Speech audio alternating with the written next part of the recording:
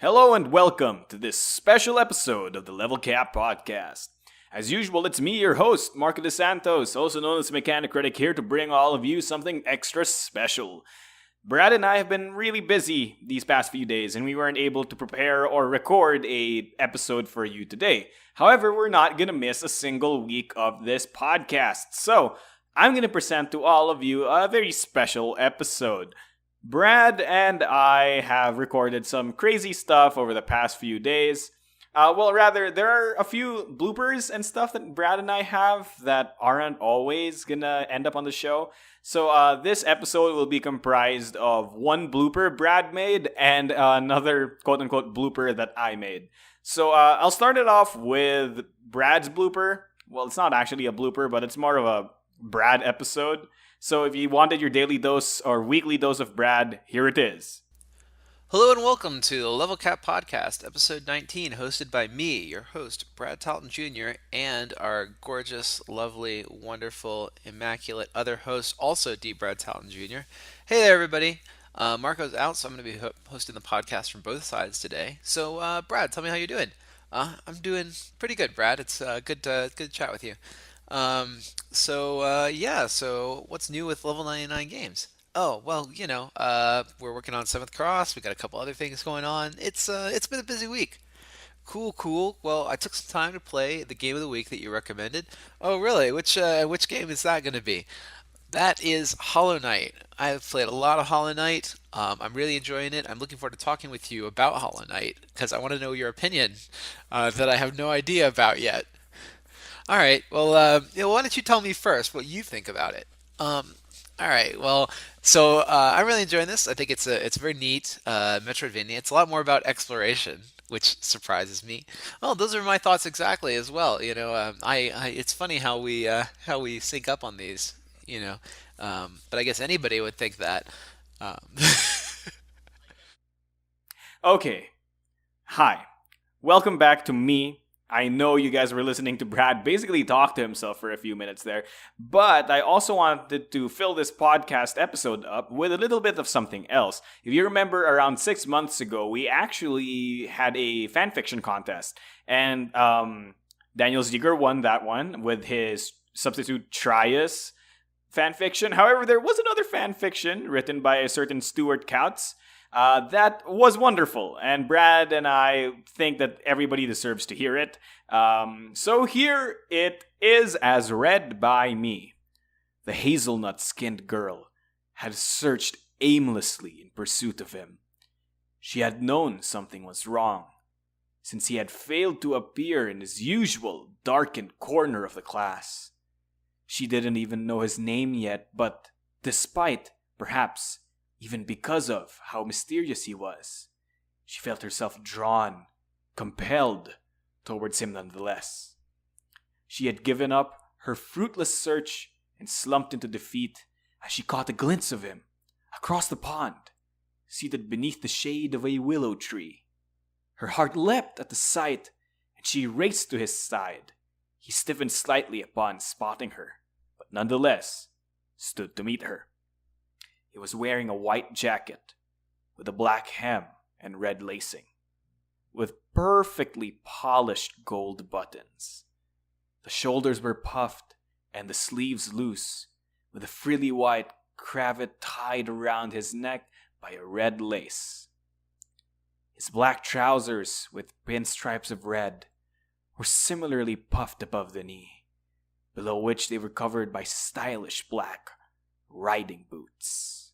His hair, bar a few strands left flowing to accentuate his face in a perfectly unkempt manner, was tied in a mid-length ponytail. "I see you've found me," he said, as the girl was only slightly distracted by her sudden realization that his lips were at the perfect height for hers. "I see I was a fool to think nobody would care. You always were too kind-hearted for your own good." She was mildly puzzled by this, as she swore he had only arrived a week or two ago, but was too overcome by euphoria at finding this perfect gentleman, whom she had feared lost forever, again. God, you're even more beautiful whilst awake, he muttered, just low enough that she didn't catch him. Why would you go? She begged, as he sighed with a slight flick of his long, perfect hair. They'll never accept me. No one can, he grandly declared, with a note of bitterness and pain. She knew from what few interactions she had seen him do that he was something of a loner who kept largely to himself. But she couldn't imagine anyone actively disliking such a perfect man, regardless of how much he brooded mysteriously. That's just not true. I'm sure if people took the time to get to know the real you, then I'd be even more widely disliked, he perfectly riposted. She gritted her teeth at his unhelpfulness, but couldn't help but press on to try and understand. Why? What could they hate? Perfect silence fell as he hesitated to respond. Please, why can't they just love you like I do? His clenched eyelids flashed open as he stared in amazement at her heartfelt confession.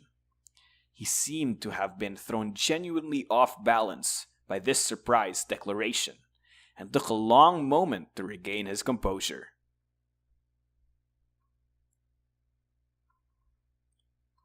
Eventually, with obvious thought placed in each word, he hesitantly began.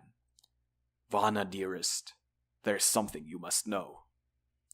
A side effect, whether intentional or not, of this care and emphasis is the fact that his perfect lips were even more noticeable as they perfectly formed words to perfection. I'm not like the other students, or even like you. She didn't understand. What was it that was making him so stubbornly melancholy? What could be so terrible as to bring sorrow to so perfect a being? Whatever it is, I love you forever, she found herself blurting as she felt compelled to reassure his sad, perfect face. Forever? He quietly asked, without looking up at her. Forever, she replied, desperation cracking her voice. He gave the smallest, saddest, most perfect smile as he finally returned her gaze.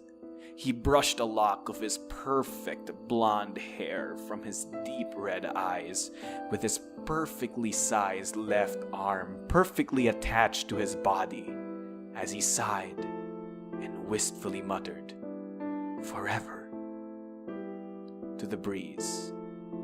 His eyes hardened with resolve and he began, "I'm not like the other students, or even like you," as he stepped out into the sunlight. It was like the birth of a new, perfect star as the sunlight glistened and shimmered off his golden hair and flawlessly perfect alabaster skin with a sparkling intensity. Because I'm over 300 years old. Because, he said, the 3 simple words which would change the course of her young life forever.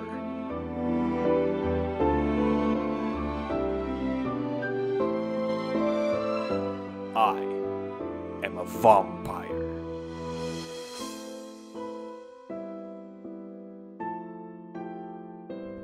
The low groan emanating from the audience was this time interrupted by the pained screams of a madman. The puppeteer seemed distressed by the distraction.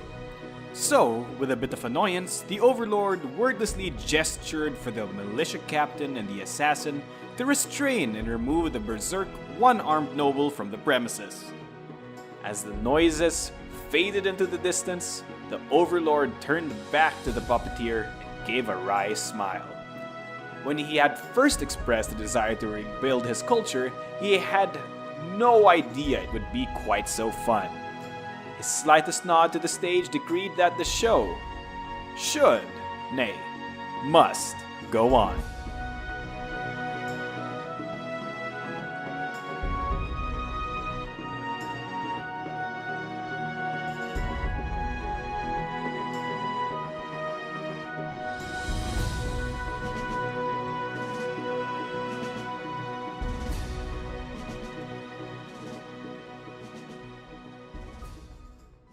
And that was The Dusk of Indians by Stuart Couts. A masterful, masterful piece of parody and a version of tropes, I guess. I don't know. Guys, it hurt me to read that as much as it hurt you to listen. But I hope you guys all enjoyed. And again, Brad and I are really sorry about this episode of the podcast. We wanted it to come out on time. But if Brad and I just recorded willy-nilly without preparing for anything, it's not going to be a good podcast. So I hope you guys are okay with not having a lot of Level 99 Games news. If you're listening to this, however, remember that Temporal Odyssey's Kickstarter is about to end. So if you guys want to get into our latest dueling draft card game, I highly suggest you guys check out the Kickstarter, which will be, on Kickstarter. Just search for Temporal Odyssey, and if you want the links, they'll be in the descriptions down below. Again, thank you so much for listening to this episode of the podcast. And again, we're very sorry that this isn't your usual episode of the podcast. Do tell us if you like more content like this, of me posting some of the cute bloopers Brad and I have, or maybe even doing more fanfiction readings. Without much else to say, as usual, it has been me, your host, Marco De Santos, also known as the Mechanic Rig, and with me is not my co-host, Brad Talton Jr. And as usual, we will see you guys next week. Happy gaming!